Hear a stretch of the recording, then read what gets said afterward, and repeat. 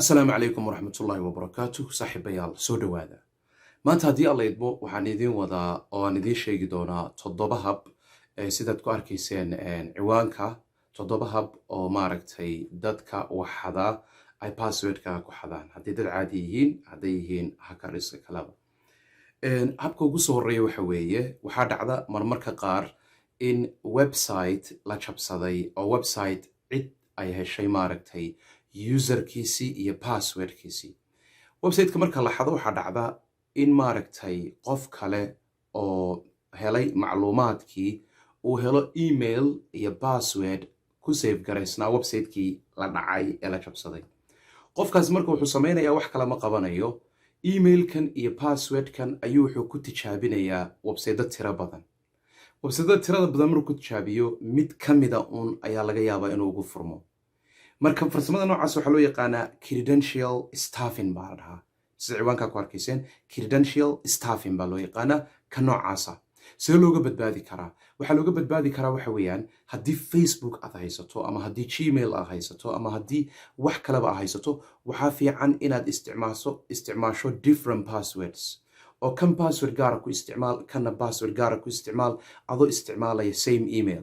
marmarka qaar dadka waxay sameeyaan emailo kala duwan bay ku galaan facebooka mid gaar ay ku isticmaalaan kan kale mid kale ku isticmaalaan mid kasta mid gaar ay ku isticmaalaan so waxaa fiican bay yidhaahdaan inaad emailo kala duwan isticmaasho iyo weliba maxay passwords kala duwan hal password marna ha isticmaalin farsamada labaad ee maaragtay wax lagu dhaco waxa weeyaan waa phishing waxa weeye waa maskaxda qofka in la bedelo waxaa loo yaqaanaa social engineering waxa weeye in message lagu soo diro lagu yidhahdo shirkadii facebook baan nahay bangigii hebel baan nahay marka aad u qaadato ciddan wax kuu soo diraysa inay cid maaragtay saxa ay tahay oo sharci ay tahay linki bay kuu soo dirayaan ama waxay kuu soo dirayaan attachmentigiiyo linkigii baad sii gelaysaa linkigii markaad gasho ama attachmentigii aad ku dhufato waxaa dhacaysa dhowr wax ama waxay ku saarayaan website caadiya oo facebookii oo kale ah waxay ku dhahayaan passwordkaaga bedel ama waxay kodhayaan passwordkaaga xaqiiji marka adiga daaqadan hore bahalku wuxuu egyahay ma garanaysaa facebookii buu egyahay waad gelaysaa waxaad gelaysaa userkaagii passwordkaagii waad diraysaa marmarka qaar linki baad ku dhufataa linkigaasi wuxuu macluumaad u dirayaa qofkii tuuga ahaabuu macluumaad u dirayaa marka taas laftigeedu iyana way dhacdaa marka waa la isku khiyaameeyaa ka haddii message laguu soo diro messageka ilaa aad ogaato macluumaadkiisa aad hesho oo maaragtay ha isku dayin inaad maaragtay markiiba ku dhufato ama aad furto ama aad maaragtay ha isku dayin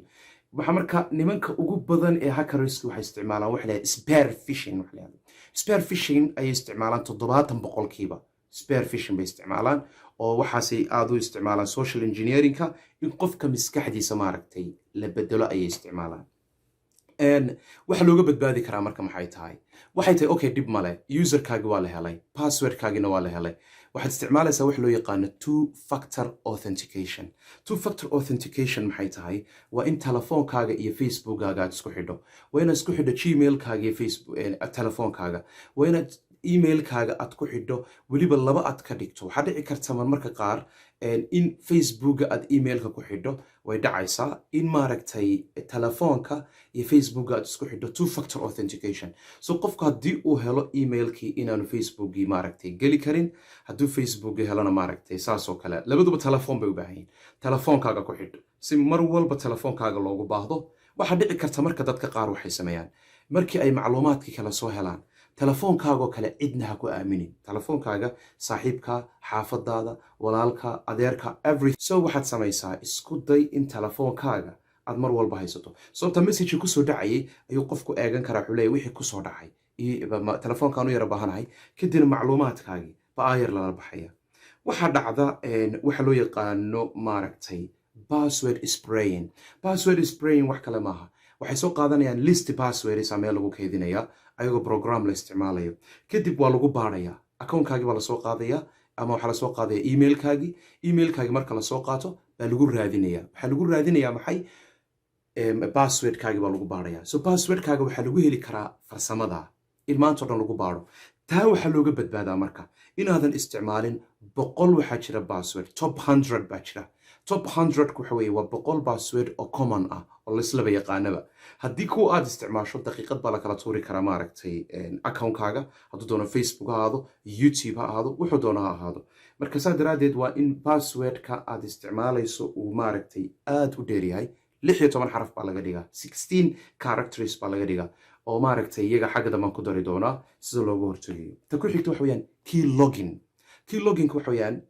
programming computerkaaga ama mobilkaaga lagu duubo programkaas marka wuxuu samaynayaa wuxuu safe garaynayaa oo maaragtay kaydinayaa wixii aad qorto waxaad qorto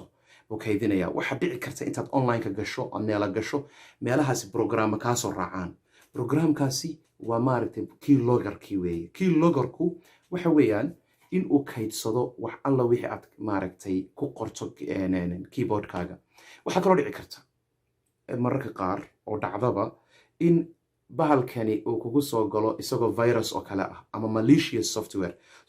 xun oo kale ah softwarekan adigu ma ogid qof tuugaa kuu soo diray markaad ku dhufatay linkigii computerkaagiibu isku duubay ama mobilkaagiibu isku duubay markuu isku duubay wuxuu mar walba fariin u dirayaa ninkii programka meesha kugu duubay ayuu fariin u dirayaa ninkiina wuxuu arkayaa macluumaadka halkan aad ku gurto ayuu ogaanayaa oo la soconaya taas marka maxaa looga badbaadi karaa waxaa looga badbaadi karaa inaad ku duubato softwarada ogaada in mobilkaaga ay maaragtay lagu duubtay keylogger lagu duubtay waxaa jira software markiiba soo tuuraya oo ogaanaya qodobka shanaada ka hadlana waxa weeye waxaa loo yaqaanaa brute force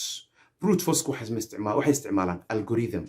algorithm baa la isticmaalaya algorithmkaas waxay jebinaysaa passwordha la qariyey oo encrypted wax la yidhahdo ah ayay jebinaysaa maantoo dhan waxay isku dayeysaa passwordhada maaragtay inay ku celceliso si ugu dambayntii loo helo passwordkii saxda ah marka bahashani maantoo dhan bay passwordhada tijaabinaysaa passwordhada markay tijaabiso ugu dambayn passwordkii oo qoraal caadiya ayaa soo baxaya farsamada waxaa loo yaqaanaa brute force ayaa la dhahaa okay brute force soo looga badbaadi karaa marka brute force waxaa looga badbaadi karaa inaad isticmaashid password dheer isticmaal oo maaragtay si maanta dhan baadhidu isaga ay ugu adkaato waxaa kaloo jirta local discovery ayaa jira wax la yihahdo local discovery passwordkaaga soo orday telefoonkaaga meel kaga qortay ama warqad yar baa ku qoratay ama computerkaa ku qoratay ama waxyaalo kalo badan meelahaad iskaga qorqoratay passwordkaagii local discovery baa la yidhaahdaa local discoveryga marka qof baa ku imaanaya ama uu ogaanaya ama meeshaa gashatuu garanaya ama meelahaad geysatuu ogaanaya finally isticmaalaya so local discovery baa la dhaha marna ha ku qorin meelahaas oo kale passwordkaaga waxaa jira wax leedo extortion wax la yidhaahdo oo tusaale ahaan blackmail wey farsamadani qof baad ka haysaa macluumaad sir ah ama waxbaad ka haysaa qofkii inaad ugu hanjabto tiraahdo waxaan u baahanahay passwordka iyo emailka haddii kale waxaasan samaynayaa waxaa dhici karta oo kale in qof uu ku hayo usernamekii passwordka uu ku hayo uu maaragtay isticmaalo oo uu kula socdo uu kula ogyahay oo qof kale uu haysto hadhowt wuxuu samaynaya qofkaasi uu kula adeegsanayaa uuna kula isticmaalaya haddaba waxyaalaha muhiimka maxay tahay kow cid passwordkaaga ha u dhiibin labo haddaadan dee ku kalsoonayn haddaad ku kalsoontahay waa meesheeda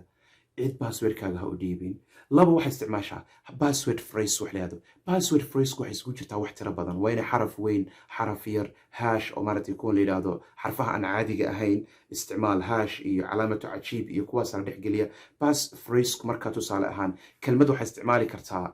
love you oo kale ah love you oo sideeda ha isticmaalin waa in la badbedelo waxaa kaloo muhiim waxa yidhahdaa kelmadaha dictionaryga laga heli karo tusaale ahaan I am iyo school iyo going iyo waxa ha isticmaalina sababta kuwa iyaga automatically dictionaryga laga heli karaa waa lagu baaraya marka program tegaya waa loo dhiibaya wuu ku baaraya marka hal marna waxaan rabaa inaan tuso next time-ka programka jabiya iyo sida emailada passwordkooda loogu baaro ayagana waan tusi doonaa haddii aan leedmo kow waxaa muhiima inaad ilaaliso passwordkaaga inta uu la eg yahay waxaan arki doonaa bal waxaad egtaan iminka website-kan shaashadeedii ka muuqda inta ay ku qaadanayso qofku maaragtay inuu jabiyo hadduu passwordku daciif yahay waxay ku qaadanaysaa waqti yar haddii passwordku maaragtay dheer yahay waxay ku qaadanaysaa waqti dheer sidaad iminka lafteeda shaashada ka aragtaan oo maaragtay website-ka magaciisa aad arkaysaan ee shaashada inuu yaal marka waxyaa loogu hortegi karaa inaad password dheer isticmaasho muhiim two factor authentication waa muhiim oo telefoonkaaga inaad ku xidho weliba emailka maaha telefoonka inaad ku xidho passwordkaaga maaragtay